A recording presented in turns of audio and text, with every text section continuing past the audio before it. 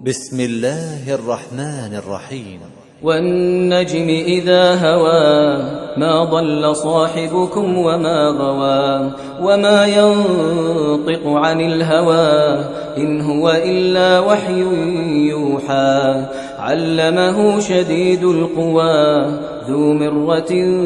فاستوى وهو بالأفق الأعلى ثم دنا فتدلى فكان قاب قوسين أو أدنى فأوحى إلى عبده ما أوحى ما كذب الفؤاد ما رأى أفتمارونه على ما يرى ولقد رآه نزلة أخرى عند سدرة المنتهى عندها جنة المأوى إذ يغشى السدرة ما يغشى ما زاغ البصر وما طغى لقد رأى من آيات ربه الكبرى أفرأيتم اللات والعزى ومناة الثالثة الأخرى ألكم الذكر وله الأنثى تلك إذا قسمة ضيزى إن هي إلا أسماء سميتموها أنتم وآباؤكم ما أنزل الله بها من سلطان إن يتبعون إلا الظن وما تهوى الأنفس ولقد جاءهم من ربهم الهدى أم للإنسان ما تمنى فلله الآخرة والأولى وكم من ملك في السماوات لا تغني شفاعتهم شيئا إلا من بعد أن يأذن الله لمن يشاء ويرضى إن الذين لا يؤمنون بالآخرة ليسمون الملائكة تسمية الأنثى وما لهم به من علم إن يتبعون إلا الظن وإن الظن لا يغني من الحق شيئا فأعرض عمن تولى عن ذكرنا ولم يرد إلا الحياة الدنيا ذلك مبلغهم من العلم إن ربك هو أعلم بمن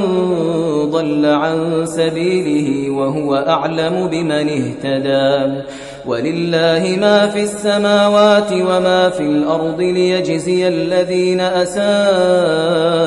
بما عملوا ويجزي الذين أحسنوا بالحسنى الذين يجتنبون كبائر الإثم والفواحش إلا اللمم إن ربك واسع المغفرة هو أعلم بكم إذ أنشأكم من الأرض وإذ أنتم أجنة في بطون أمهاتكم فلا تزكوا أنفسكم هو أعلم بمن اتقى أفرأيت الذي تولى وأعطى قليلا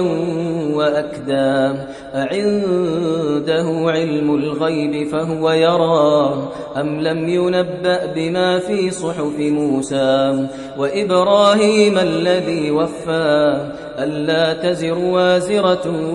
وزر أخرى وأن ليس للإنسان إلا ما سعى وأن سعيه سوف يرى ثم يجزاه الجزاء الأوفى وأن إلى ربك المنتهى وأنه هو أضحك وأبكى وأنه هو أمات وأحيا وأنه خلق الزوجين الذكر والأنثى من نطفة إذا تمنى وأن عليه النشأة الأخرى وأنه هو أغنى وأقنى وأن وأنه هو رب الشعرى وأنه أهلك عادا الأولى وثمود فما أبقى وقوم نوح من قبل إنهم كانوا هم أظلم وأطغى والمؤتفكة أهوى فغشاها ما غشا فبأي آلاء ربك تتمارى هذا نذير من النذر الأولى أزفت الآزفة ليس لها من دون الله كاشفة أفمن هذا الحديث تعجبون وتضحكون ولا تبكون وأنتم سامدون فاسجدوا لله واعبدوا